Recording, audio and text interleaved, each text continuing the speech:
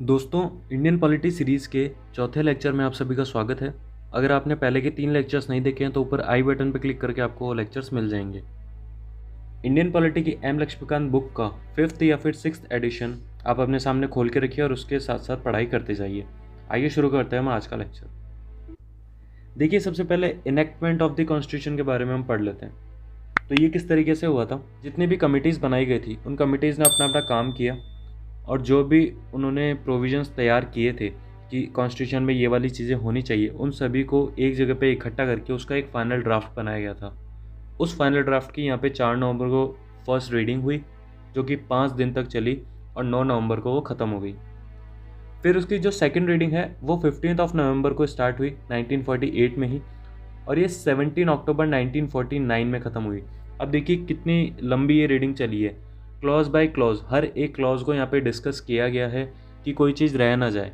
इसी वजह से कहते हैं कि इंडिया का जो कॉन्स्टिट्यूशन है वो एक बहुत अच्छा कॉन्स्टिट्यूशन है, जिसमें पूरी मेहनत लगाई गई है। भले से टाइम ज़्यादा लग गया लेकिन अच्छे से उसे तैयार किया गया है। अब ये जो इतना लंबा पीरियड है 15 नवंबर 1948 से 17 अक्टूबर 1949 तक, तो इस बीच में जितने भी डिस्कशंस हो रहे थे उन डिस्कशन से कुछ ना कुछ कंक्लूजन निकल रहा था और उसके अकॉर्डिंग अमेंडमेंट्स प्रपोज किए जा रहे थे। फिर उन अमेंडमेंट्स को कॉन्स्टिट्यूशन में अप्लाई किया जा रहा था। तो इस तरीके से ये कंटिन्यूएशन में एक काम चल रहा था। फिर इसकी जो थर्ड रीडिंग है वो थर्ड रीडिंग की गई 14 ऑफ नवंबर 1949 में। फिर 26 ऑफ नवंबर 1949 को कॉन्स्टिट्यूशन को लागू कर दिया गया। इस दिन जो टोटल 299 मेंबर्स थे कॉन्स्टिट्यूएंट असेंबली के, जैसा कि आपको पता है कि जो मुस्लिम लीग थी उसके जाने के बाद में सिर्फ 299 मेंबर्स बचे थे, उसमें से 284 वहाँ पे एक्चुअली प्रेजेंट थे और उन्होंने कॉन्स्टिट्यूशन पे साइन किए थे। जिस दिन इस कॉन्स्टिट्यूशन को अडॉप्ट किया गया था, दैट इज़ 26 नवंबर ऑफ 1949, उस दिन इस कॉन्स्टिट्यूशन में 395 आर्टिकल्स एंड 8 शेड्यूल्स थे। देखिए, हमारा जो कॉन्स्टिट्यूशन बना उसमें एक बहुत इंपॉर्टेंट कमेटी थी, ड्राफ्टिंग कमेटी, और उसके चेयरमैन थे डॉक्टर B.R. अम्बेडकर। ये उस टाइम के लॉ मिनिस्टर भी थे। B.R. अम्बेडकर ने इंडिया के कॉन्स्टिट्यूशन को फ्रेम करने में एक बहुत इंपॉर्टेंट रोल प्ले किया है। इस वजह से इन्हें father of the constitution of India भी बोला जाता है, plus chief architect of the constitution of India and modern Manu. Modern Manu, Manu means manuscript. आपको पता होगा मनुस्मृति है एक, तो इन्हें मॉडर्न मनु भी कहा जाता है। हालांकि B.R. अम्बेडकर जो थे वो मनुस्मृति के विचारों से बहुत ही अलग थे। उन्हें मनुस्मृति इनफैक्ट पसंद भी नहीं थी, बट इन्हें मॉडर्न मनु कहा जाता था। देखिए, जो कॉन्स्टिट्यूशन तैयार किया गया था और उसे अडॉप्ट किया गया था 26 नवंबर 1949 को, उसे 2 पार्ट में इन्फोर्स किया गया। एक तो 26 नवंबर को ही कर दिया गया था, दूसरा 26 जनवरी 1950 को किया गया था। तो जो 26 नवंबर था उस दिन कुछ इंपॉर्टेंट प्रोविजंस को ही यहाँ पे एनफोर्स किया गया था, जैसे citizenship, election, provisional parliament, temporary and transitional provisions, and ये कुछ आर्टिकल्स हैं जिन्हें यहाँ पे लागू किया गया था। फिर मेजोरिटी ऑफ द पार्ट को जब 26 जनवरी को लागू किया गया तो इसे ही डेट क्यों चूज़ किया गया। देखिए, 1920 के बाद से ही इंडियन नेशनल कांग्रेस एक डिमांड कर रही थी ब्रिटिशर्स के सामने कि आप हमें सेल्फ रूल दीजिए, self rule under British monarch, मतलब सुप्रीम आप रहिए लेकिन यहाँ पे रूलिंग हम करेंगे। इस तरीके से Indian national Congress continue demand कर रही थी, लेकिन ब्रिटिशर्स इस पर ध्यान नहीं दे रहे थे। उसके बाद में 1928-29 आते आते क्या हुआ कि गांधी जी ने एक अल्टीमेटम दिया ब्रिटिशर्स को, 1 साल का टाइम दिया उन्हें कि आप हमें 1 साल के अंदर सेल्फ रूल दे दीजिए, अदरवाइज़ फिर हम पूर्ण स्वराज की मांग करेंगे। वो 1 साल भी गुजर गया, यहाँ पे ब्रिटिशर्स ने ये बात भी नहीं मानी। फिर दिसंबर 1929 में लाहौर का एक सेशन हुआ इंडियन नेशनल कांग्रेस का। उस लाहौर सेशन में पूर्ण स्वराज की मांग की गई कि हाँ, ब्रिटिशर्स अब हमारी बातें नहीं मान रहे, तो अब हम पूर्ण स्वराज से नीचे किसी भी चीज़ पे सेटल नहीं करेंगे। और वो जो पूर्ण स्वराज है वो 26 जनवरी को एक नदी है, उस नदी का नाम मैं आपको यहाँ बता नहीं रहा हूँ, आप कमेंट सेक्शन में उस नदी का नाम बताएंगे। उस नदी के तट पर फ्री इंडिया का झंडा फहरा के पूर्ण स्वराज की मांग की गई थी। तो ये जो 26 जनवरी डेट थी ना, इस डेट की इंपॉर्टेंस को बरकरार रखने के लिए मेजॉरिटी ऑफ द कॉन्स्टिट्यूशन को यहाँ पे लागू किया गया।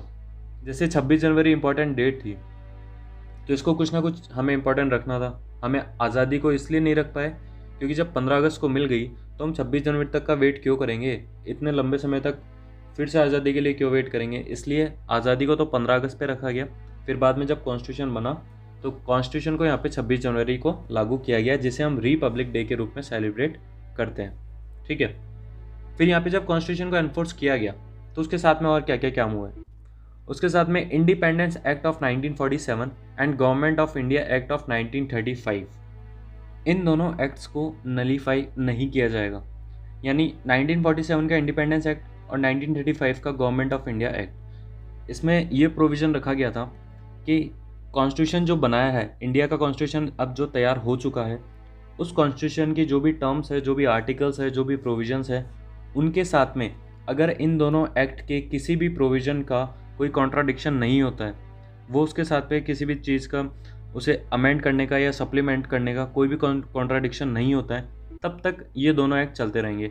अगर कोई कॉन्ट्राडिक्शन होता है तो उस टाइम पे इंडियन कॉन्स्टिट्यूशन में जो लिखा है उसी बात को माना जाएगा, और इन दोनों एक्ट में से किसी का भी जो कॉन्ट्राडिक्शन हुआ है उस पर्टिकुलर प्रोविज़न को यहाँ पे नलीफाई कर दिया जाएगा। मतलब यहाँ पे एक जो अपर लेवल था ना, वो इंडियन कॉन्स्टिट्यूशन को दे दिया गया बजाय इन दोनों एक्ट के, और इन दोनों को पूरे तरीके से नलीफाई नहीं किया गया। फिर यहाँ पे एक और एक्ट था, वो था प्राइवेट काउंसिल जुरिसडिक्शन एक्ट। ये जो एक्ट था, इस एक्ट को पहले ही डिसकंटिन्यू कर दिया गया था और इसे वैसे ही रखा गया, मतलब इसे फिर से लागू नहीं किया गया। ये एक्ट क्या कहता है कि हमारी जो भी हायर कोर्ट्स होंगी, सुप्रीम कोर्ट या हाई कोर्ट, अगर उनके खिलाफ कोई अपील है तो वो प्राइवेट काउंसिल को की जाएगी, और वो प्राइवेट काउंसिल लंदन में होती थी। तो जब इंडिया को आज़ादी मिल गई है तो इस प्राइवेट काउंसिल का भी क्या काम, हम लंदन जाके हमारे कोर्ट्स की बात क्यों करेंगे। तो ये जो प्राइवेट काउंसिल का जुरिसडिक्शन एक्ट था, इसे एज इट इज़ नलीफाई रखा गया। अब हम आगे देखते हैं expert committee of the Congress के बारे में। एक्सपर्ट कमेटी क्या थी? देखिए, जब इलेक्शंस चल रहे थे, जुलाई अगस्त 1946 में जब इलेक्शन चल रहे थे, तो उसी टाइम पे 8 जुलाई 1946 में इंडियन नेशनल कांग्रेस ने एक एक्सपर्ट कमेटी बनाई थी। ये कमेटी को बेसिकली करना क्या था कि जो भी कॉन्स्टिट्यूएंट असेंबली बनेगी, वो जो असेंबली है वो किस तरीके से काम करेगी, मतलब उसमें कौन कौन सी कमिटीज़ बनाई जाएगी जो कि उन्हें पर्टिकुलर काम असाइन किया जाएगा कि आप ये कीजिए, आप ये कीजिए, बिकॉज एक इंसान सारे काम कर नहीं सकता था। और जैसे जैसे ड्राफ्ट तैयार होगा उस पर किस तरीके से डिस्कशंस किया जाएगा, फिर उन डिस्कशंस पे किस तरह को इम्प्लीमेंट किया जाएगा। तो इन सभी बातों के लिए, मतलब पूरा एक फ्रेमवर्क तैयार करने के लिए एक एक्सपर्ट कमेटी बनाई गई थी। अब आप देखिए, यहाँ पे चुनाव से पहले ही एक्सपर्ट कमेटी बना दी गई थी, क्योंकि इंडियन नेशनल कांग्रेस को उस टाइम पे पता था कि हवा हमारी चल रही है। इंडियन नेशनल कांग्रेस उस टाइम पे लार्ज नंबर ऑफ सीट्स जीतने वाली थी, ये उन्हें खुद को भी पता था। इस वजह से उन्होंने 8 जुलाई 1946 में ही इस कमेटी को बना दिया था। इसमें टोटल 8 मेंबर्स थे, ये इन 8 मेंबर्स के नाम हैं। इस कमेटी की 2 मीटिंग्स भी हुई थी। फर्स्ट मीटिंग हुई थी न्यू दिल्ली में 20 से 22 जुलाई 1946 में, और सेकंड मीटिंग हुई थी बॉम्बे में 15 से 17 अगस्त 1946। तो आप देखिए कि चुनाव के रिजल्ट्स भी नहीं है, उससे पहले इसकी 2 मीटिंग्स भी हो चुकी है। यहाँ पे इंडियन नेशनल कांग्रेस इतनी शॉर्ट थी कि हाँ, हमें मेजॉरिटी ऑफ द सीट्स मिलेगी और असेंबली में काम करने का मौका भी मिलेगा, इसलिए हम पहले ही एक्सपर्ट कमेटी बना लेते हैं। और ये एक्सपर्ट कमेटी इतनी इंपॉर्टेंट थी कि ग्रैनविल ऑस्टिन, ये एक ब्रिटिश कॉन्स्टिट्यूशनल एक्सपर्ट थे, इन्होंने ये कहा था, it was the Congress expert committee that set India on the road to her present constitution. मतलब इन्होंने एक बहुत इंपॉर्टेंट कमेटी माना है इस एक्सपर्ट्स कमेटी को, जिसे पहले ही बनाया गया था। Then this expert committee drafted a resolution closely resembling the objective resolution. मतलब ऑब्जेक्टिव रेजोल्यूशन जब आया था ना, तो उससे बहुत ही क्लोज इन्होंने भी एक रेजोल्यूशन ड्राफ्ट किया था। ये एक्सपर्ट कमेटी सच में बहुत इंपॉर्टेंट थी क्योंकि इसने बहुत सारा टाइम और रिसोर्सेज वेस्ट होने से बचा लिया। पहले ही तैयारी कर ली, मतलब जो कहते हैं ना अपन कि आग लगने से पहले गड्ढा खोद दो, उस तरीके से एक्सपर्ट कमेटी ने काम किया था कि हम पहले ही पूरा फ्रेमवर्क तैयार कर लेते हैं ताकि आगे जाके टाइम और रिसोर्सेज हमारे बच जाएं, कुछ भी वेस्ट ना हो। आगे चलने से पहले मैं आपसे अपील करना चाहूँगा कि आप चैनल को ज़रूर से सब्सक्राइब करें, वीडियोस को लाइक करें और ज़्यादा से ज़्यादा इनको शेयर करें। आप हमें unite.education के नाम से किसी भी सोशल मीडिया प्लेटफॉर्म पे फॉलो कर सकते हैं, और टेलीग्राम पे तो आपको इन सब चीज़ों की फ्री PDF भी अवेलेबल हो जाएगी। अब हम बात करते हैं criticism of the constituent assembly. देखिए, कोई भी अच्छा काम होता है ना, तो उसके क्रिटिक्स ज़रूर होते हैं। आजकल तो मूवीज़ के भी क्रिटिक्स होते हैं, तो कॉन्स्टिट्यूएंट असेंबली के भी क्रिटिक्स थे। उन्होंने क्या क्या अपने पॉइंट्स रखे कॉन्स्टिट्यूएंट असेंबली का क्रिटिसिज्म करने के लिए। फर्स्टली उन्होंने बोला, नॉट अ रिप्रेजेंटेटिव बॉडी। उन्होंने ये बात कही कि ये ट्रू रिप्रेजेंटेशन नहीं करती इंडिया के सारे सेक्शंस का, बिकॉज इसे यूनिवर्सल अडल्ट फ्रेंचाइज, ये जो टर्म है यूनिवर्सल अडल्ट फ्रेंचाइज, इसका मतलब ये होता है कि आपने एक पर्टिकुलर एज डिसाइड कर दी और उस एज से ऊपर के सभी लोग उस पर्टिकुलर कंट्री में अपना वोट दे सकते हैं डायरेक्टली। तो डायरेक्टली इलेक्शन यहाँ पे नहीं हुए थे। मैंने आपको पहले के वीडियोस में बताया है कि इलेक्शन सच में डायरेक्टली नहीं हुए थे, वो इनडायरेक्ट इलेक्शंस थे। बट उस टाइम पे जब देखिए आपको इंडिया को आज़ादी मिली, ठीक है, ऊपर से इंडिया का कॉन्स्टिट्यूशन भी तैयार करना है, वो भी इतना पेचीदा काम है क्योंकि इंडिया का कल्चर बहुत वास्ट है, अलग अलग तरीके के यहाँ पे लोग रहते हैं, बहुत सारे यहाँ पे सेक्शंस हैं, सोसाइटी बहुत तरीक़ों से यहाँ पे डिवाइडेड है।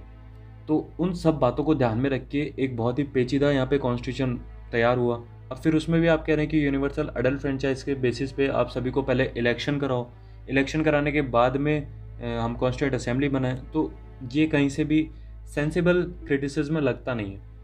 ठीक है, ये सब बातें कहने को बहुत अच्छी हो सकती है क्रिटिक्स की तरफ से, बट ये एक सेंसिबल ऑप्शन नहीं था कि नॉट अ रिप्रेजेंटेटिव बॉडी इसे बोला जाए। उसके बाद में इसे बोला गया it is not a sovereign body, कि ये एक सॉवरेन बॉडी भी नहीं है।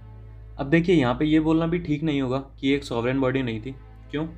क्योंकि उन्होंने यहाँ पे ये अपने तर्क दिए हैं, जो भी यहाँ के क्रिटिक्स थे उन्होंने ये कहा है कि ये ब्रिटिश प्रपोजल्स जो कि ब्रिटिश गवर्नमेंट के अंडर रहते हैं उससे इस बॉडी को क्रिएट किया गया।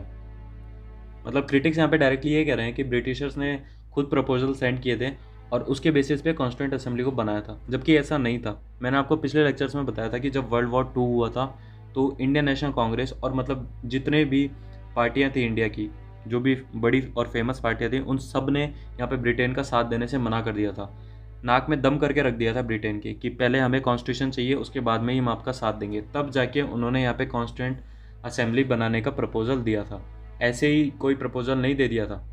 फिर उसके बाद में जो पूरा कॉन्स्टिट्यूशन तैयार किया गया वो सिर्फ और सिर्फ इंडियंस के द्वारा तैयार किया गया मोस्टली। वहाँ पे ब्रिटिशर्स का कोई भी इन्फ्लुएंस नहीं था।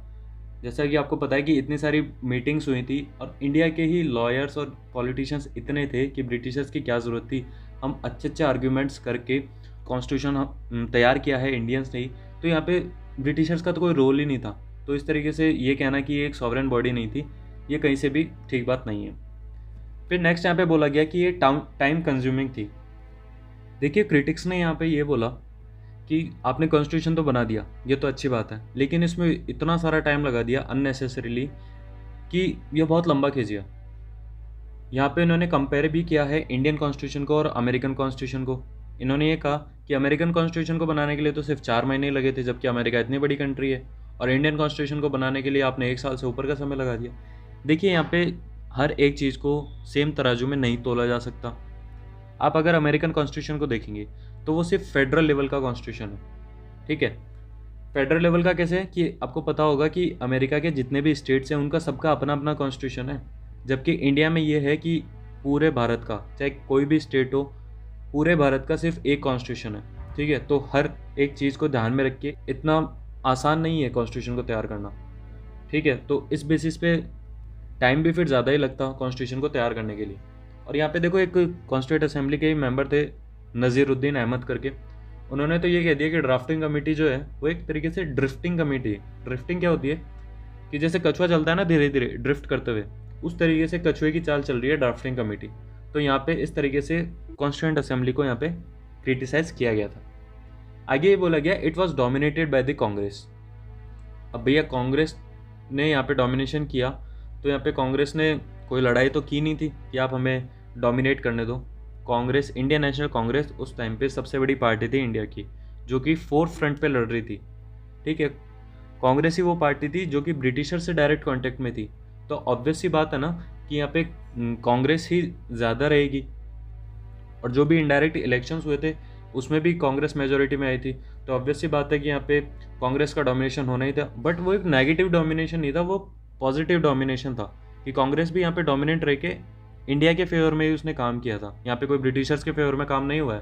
तो इस टाइप के देखो क्रिटिक्स का काम क्या होता है कि उन्हें कुछ ना कुछ खोट निकालनी ही है, और इस चीज़ का कोई इलाज नहीं। आप बढ़िया से बढ़िया चीज़ क्रिटिक्स के सामने रख दो, वो खोट ज़रूर निकाल देंगे। आगे यहाँ पे बोला गया कि लॉयर एंड पॉलिटिशियन डोमिनेशन। भैया ये बात तो बिल्कुल सही है, लॉयर एंड पॉलिटिशियंस इतने सारे भर भर के थे कॉन्स्टिट्यूंट असेंबली में कि आप एक पॉइंट रखो उसका काउंटर पॉइंट आपको तुरंत मिल जाएगा। इसी वजह से डिस्कशंस जो थे वो बहुत लंबे चले और बहुत बढ़िया तरीके से चले कि आप प्रोविजंस देखेंगे ना कि इतने पुराने प्रोविजंस भी बहुत अच्छे तरीके से आज के टाइम पे काम कर रहे हैं। इसी वजह से कर रहे हैं कि लॉयर एंड पॉलिटिशियन वहाँ पे थे जिन्हें नॉलेज थी। अनपढ़ गंवार लोग वहाँ पे नहीं बैठे थे कि कुछ भी उठा के उन्होंने कॉन्स्टिट्यूशन में डाल दिया। वहाँ पे अच्छे लोग थे और उन्होंने तरीके से कॉन्स्टिट्यूशन को तैयार किया। फिर यहाँ पे एक चीज़ और बोली गई कि it was dominated by the Hindus. अब भैया ब्रिटिशर्स पहले कम तोड़ चुके थे क्या इंडिया को, कि जाते जाते भी एक दो रिमार्क दे ही देते हैं कि हम थोड़ा सा और तोड़ देते हैं इंडिया को। गलत बात थी उनकी, बट स्टिल उन्होंने ये किया। देखिए हिंदूज का डोमिनेशन होना यहाँ पे एक ऑब्वियस चीज़ थी, बिकॉज पहले 389 मेंबर्स थे कॉन्स्टिट्यूएंट असेंबली में। उसके बाद में मुस्लिम लीग अलग हो गई, उन्होंने अपना पाकिस्तान बना लिया, तो 299 यहाँ पे मेंबर्स रह गए। अब जितने भी मेंबर्स गए, सोचिए मुस्लिम मेजोरिटी तो पाकिस्तान में ही चली गई ना, तो ऑब्वियसली यहाँ पे हिंदुओं का डोमिनेशन ही बचेगा। But as the previous point, ये एक नेगेटिव डोमिनेशन नहीं था, ये न्यूट्रल था। मतलब यहाँ पे किसी भी तरह का कोई गलत फ़ायदा नहीं उठाया गया हिंदूज़ के डोमिनेशन का। प्लस हिंदूज़ के डोमिनेशन के अलावा यहाँ पे दूसरे सब सेक्शंस के लोग भी तो थे। यहाँ पे मुस्लिम भी थे, सिख भी थे, ईसाई, Parsi, you name it, and the representative of that particular section was in the assembly. तो ये सब पॉइंट्स थे जिसके थ्रू कॉन्स्टिट्यूएंट असेंबली का जो भी काम था उसे क्रिटिसाइज किया गया। आगे हम यहाँ पे देखते हैं कुछ इंपॉर्टेंट फैक्ट्स के बारे में कि कॉन्स्टिट्यूएंट असेंबली ने जो भी काम किया था ना उससे रिलेटेड कुछ इंपॉर्टेंट फैक्ट है, उन्हें हम यहाँ पे देख लेते हैं। First was the elephant was adopted as the symbol oblique seal of the constituent assembly. जो भी सील थी ना उसमें एलिफेंट को अडॉप्ट किया गया था। Second point is sir B.N. Rau was appointed as the constitutional adviser, यानी लीगल एडवाइजर जो थे कॉन्स्टिट्यूएंट असेंबली के, यहाँ पे सर B.N. राव को अपॉइंट किया गया था।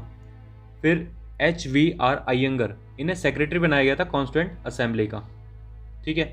उसके बाद में S.N. मुखर्जी जो थे उन्हें चीफ ड्राफ्ट्समैन बनाया गया था ऑफ द कॉन्स्टिट्यूएंट असेंबली।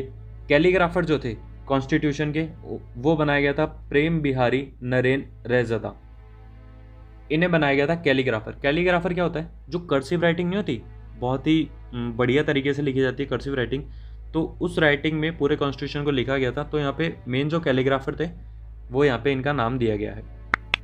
आगे कॉन्स्टिट्यूशन को यहाँ पे ब्यूटीफाई भी किया गया था, उसे डेकोरेट भी किया गया था। तो वो जो आर्टिस्ट थे ना वो शांति निकेतन से आए थे और उसमें थे नंदलाल बोस और बेहर राम मनोहर सिन्हा। फिर आगे Behar Ram Manohar Sinha illuminated, beautified and ornamented the original preamble also। ठीक है। और इस प्रियम्बल को कैलीग्राफ किसने किया था? वही जिसने कॉन्स्टिट्यूशन को कैलीग्राफ किया था। The calligraphy of Hindi version of the original constitution was done by Vasant Krishna Vaidya. जो हिंदी वर्जन था ना उसकी कैलीग्राफी की थी वसंत कृष्ण वैद्य ने और उसे डेकोरेट किया था नंदलाल बोस ने। तो ये कुछ इंपॉर्टेंट फैक्ट्स है जो कि आपको वन लाइनर्स में पूछे जा सकते हैं या फिर PCS और SSC जैसे जितने भी एग्जाम्स होते हैं ना, SSC वाले एग्जाम्स में तो इनमें से क्वेश्चंस आते ही आते हैं लगभग। आगे हम यहाँ पे देखते हैं Hindi text of the constitution के बारे में। देखिए ओरिजिनल जो कॉन्स्टिट्यूशन बनाया गया था ना वो इनिशियली इंग्लिश लैंग्वेज में ही था, बट जैसा कि इंडिया जो है वहाँ पे मेजॉरिटी हिंदी बोली जाती है, तो हिंदी में भी कॉन्स्टिट्यूशन होना चाहिए। तो इसके लिए एक एक्ट लाया गया 58th constitutional amendment act of 1987। ठीक है, 87 में एक्ट लाया गया था जिसके थ्रू हिंदी वर्जन भी लाया गया कॉन्स्टिट्यूशन का। इसने एक नया आर्टिकल जोड़ दिया था, उस आर्टिकल का जो नाम है वो है 394A और ये आर्टिकल कॉन्स्टिट्यूशन के 22वें पार्ट में जोड़ा गया था, 22nd पार्ट में इसे जोड़ा गया था। अब जो 22वां पार्ट है उसमें पहले शॉर्ट टाइटल, कमेंसमेंट एंड रिपील्स, ये 3 टर्म्स ही थी। शॉर्ट टाइटल जो थी वो तो 393 थी, कमेंसमेंट जो था वो 394 में था और रिपील जो था वो 395 में था। यहाँ पे authoritative text in Hindi, authoritative text in Hindi को यहाँ पे ऐड किया गया जो कि 394A में ऐड किया गया। अब देखिए इसके प्रोविजंस क्या क्या थे। इसका जो फर्स्ट प्रोविजन था वो यही था कि the translation of the constitution in Hindi language, जो हमारा कॉन्स्टिट्यूशन था उसको पूरा का पूरा हिंदी में ट्रांसलेट किया जाएगा। तो उसके लिए जो भी नेसेसरी अरेंजमेंट्स करने थे, चाहे उसके लैंग्वेज या उसके स्टाइल या उसकी टर्मिनोलॉजीज़, इन सब से रिलेटेड कोई भी अगर चेंजेस करने हैं, उसके लिए जो भी अरेंजमेंट्स करने हैं, उन अरेंजमेंट्स को किया जाए किसी भी तरीके से, ठीक है, और उसे हिंदी टेक्स्ट में इनकॉर्पोरेट किया जाए। अब देखिए 1987 में जब ये एक्ट आया था तो उससे पहले भी काफ़ी अमेंडमेंट्स हो चुके थे, तो वो जो सारे अमेंडमेंट्स हैं उनको भी हिंदी टेक्स्ट में यहाँ पे इंक्लूड किया जाएगा, ठीक है, उनको भी हिंदी टेक्स्ट में यहाँ पे ट्रांसलेट किया जाएगा। देखिए ये चीज़ अलग से बोली गई। देख, इंडिया का जो कॉन्स्टिट्यूशन है ना, उस कॉन्स्टिट्यूशन की ये खास बात है कि आपको हर एक चीज़ यहाँ पे डिटेल में मिलेगी। यहाँ पे इस तरीके से भी समझा जा सकता था कि जब 1987 में ये एक्ट लाया गया तो उसमें ये सिर्फ ये बोल के छोड़ देते कि इंडिया का कॉन्स्टिट्यूशन जो है उसे हिंदी में ट्रांसलेट किया जाएगा, लेकिन नहीं, यहाँ पे अलग से बोला गया कि अब तक जो अमेंडमेंट हो चुके उन्हें भी हिंदी में ट्रांसलेट करो, क्योंकि आगे जाके कोई भी इसका मिस इंटरप्रिटेशन कर सकता था कि यहाँ पे सिर्फ कॉन्स्टिट्यूशन के लिए बोला गया है, अमेंडमेंट के लिए तो कुछ बोला नहीं गया। तो इस तरीके से हर एक चीज़ को बहुत डिटेल में लिखा गया है। अब यहाँ पे ये बोला गया है नेक्स्ट पॉइंट में कि जब आप इंग्लिश से हिंदी में ट्रांसलेट करेंगे तो उस टाइम पे ज़रूरी नहीं है कि जो हिंदी टेक्स्ट है और इंग्लिश टेक्स्ट है उन दोनों का सेम मीनिंग निकले, ठीक है, लेकिन इंग्लिश में जो भी टेक्स्ट लिखा हुआ है उसको मेन माना जाएगा, उसी के मीनिंग के अकॉर्डिंग हिंदी का जो टेक्स्ट है उसे मॉडिफाई किया जाएगा। किसी भी सूरत में हिंदी और इंग्लिश का जो मतलब है वो चेंज नहीं होना चाहिए, चाहे उन वर्ड्स भले से हिंदी के चेंज हो जाएं, लेकिन इंग्लिश टू हिंदी ट्रांसलेशन में उस पर्टिकुलर चीज़ का मतलब चेंज नहीं होना चाहिए। ये यहाँ पे सेकंड पॉइंट में बात बोली गई है। फिर थर्ड पॉइंट में यहाँ पे ये बोला गया कि अब से आगे जितने भी अमेंडमेंट्स आएंगे कॉन्स्टिट्यूशन में, उन सभी अमेंडमेंट्स की एक हिंदी कॉपी भी आएगी, यानी उसे हिंदी में ट्रांसलेट करके भी लाया जाएगा। अब देखिए इसी के साथ में जो मेकिंग ऑफ द कॉन्स्टिट्यूशन का हमारा पार्ट था, हमने अब तक historical background and making of the constitution M Laxmikanth book के इन दोनों टॉपिक्स को यहाँ तक क्लियर कर लिया है। आई होप आपको ये वीडियो पसंद आया होगा। आज के लिए बस इतना ही। Thank you very much. Have a nice day.